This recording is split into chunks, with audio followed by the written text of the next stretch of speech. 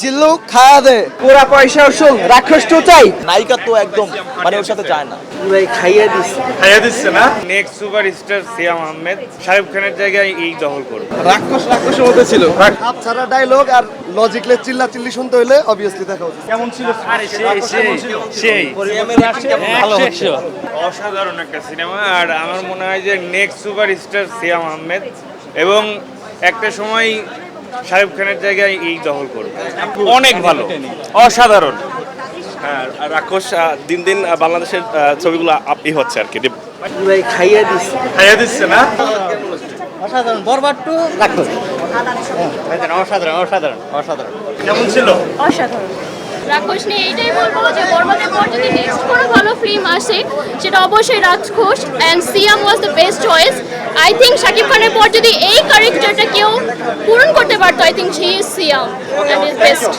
ভালো ছিল, অ্যাকশন এবং রোমান্স এবং সবকিছু বেশ ভালো ছিল। আপু কি বলবেন রাক্ষস নিয়ে? কেমন লাগলো সিনেমা? কেমন? পুরা পয়সা উসুল রাক্ষস তো চাই জিল্লু পুরা খাইয়া দিছে। তবে মেহেদি ভাই থেকে আরেকটু বেটার চাইছিলাম। ব্যাকগ্রাউন্ড স্ক্রিনটা ভালো ছিল। না, সিএম অসাধারণ অভিনয় করছে, তবে নায়িকার অভিনয়টা একটু ভালো হলে মনে হয় একটু ভালো হতো। রাক্ষসের মধ্যে ছিল রাক্ষস বাংলা ফিল্ম ইন্ডাস্ট্রি অনেক আগে গেছে। অসাধারণ সিনেমাটা ভালো ছিল।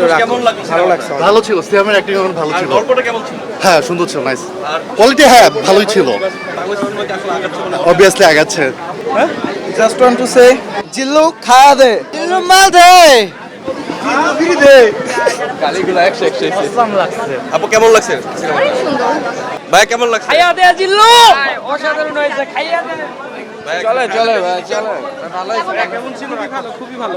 কি বলবেন? ভালো খায়া দিব ভালো কার অভিনয় ভালো লাগলো?